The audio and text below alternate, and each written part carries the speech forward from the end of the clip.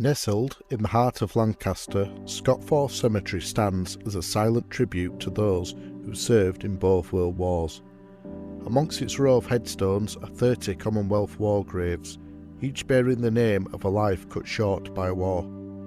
Behind every stone lies a story of duty and loss. In this video, we explore the lives of 3 servicemen, each with a unique journey, from a dedicated architect turned soldier who gave his life in the trenches of World War I, to an RAF flight engineer lost in a tragic training flight, and a young pilot whose promising career ended in an unexpected accident. Their story may be carved in stone, but today we bring them back to life to honour their memory. Spencer Elwood Barrow was born on the 25th of March 1873, the son of William and Aunt Dina Barrow. Previous to the military, he'd been a business owner and an architect for 15 years in Lancaster. He was a keen hockey and tennis player. His family for generations had been strongly attached to the Society of Friends, which is a Quaker movement.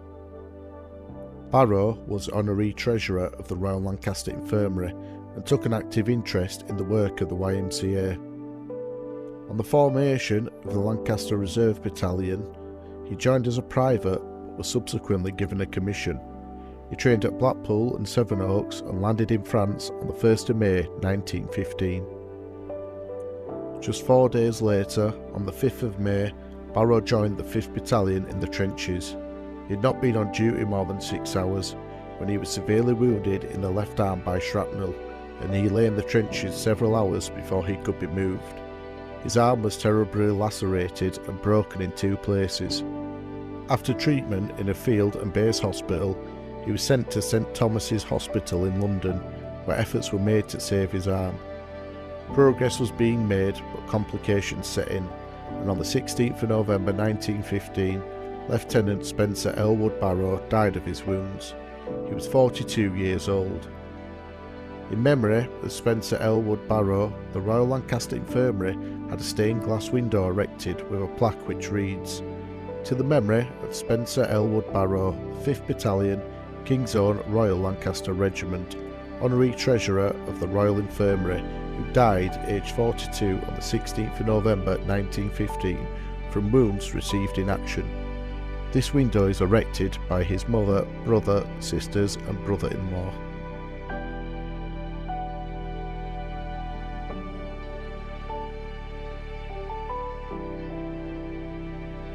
Frank Helliwell was born in 1906 in Rochdale, Lancashire. Prior to the military, Helliwell worked at Rainshaw Bleaching and Dyeing Works in Norden, and in 1928 married Alice Hunter at St Luke's Church in Rochdale. In World War II, Helliwell served as a flight engineer in the Royal Air Force Volunteer Reserve.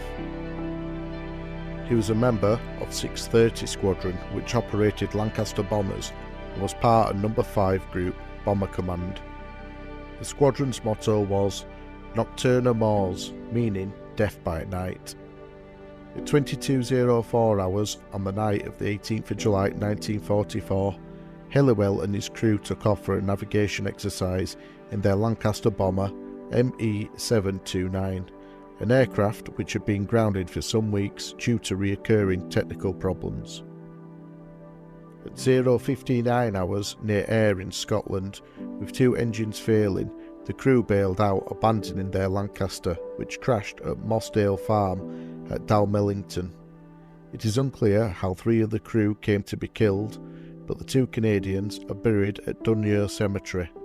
Frank Helliwell's wife and 5 children were living in Lancaster at the time of his death.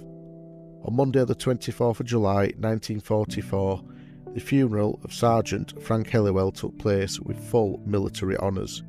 He was 38 years old.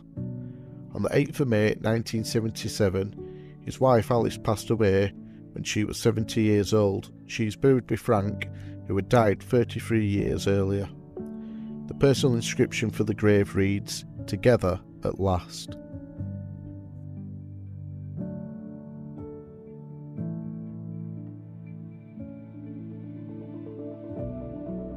Arthur Sharples was born on the 20th of February 1919 in Lancaster.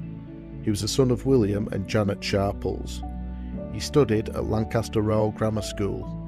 In 1940, he married Annie Wildman. In 1942, the couple had a daughter called Janet. Prior to the military, he was a manager of W. Sharples and Sons, which were furnishers in Lancaster. In World War II, he served in the Royal Air Force, where he completed training in Canada and received his commission. He served 4.5 years, when on the 12th of January 1945, the pilot of Miles Master DL-419 on landing the aircraft felt a bump which he took to be the wheels bouncing more heavily than usual. Later, on returning to dispersal, he found that another course pilot who had been detailed to taxi an aircraft which was within 100 yards of the runway in use had not returned. A search was organised and it was found that the aircraft had in fact struck and killed this pilot. This pilot was Arthur Sharples, who was found killed on the edge of the runway. On Wednesday, the 17th of January 1944, the funeral for Flight Lieutenant Arthur Sharples took place. He was just 25 years old. His parents, William and Janet, are now buried in the same grave. Although it's officially a family grave, the family chose a personal inscription for Arthur which reads, "A spirit that lightened December and brightened the sunshine of May."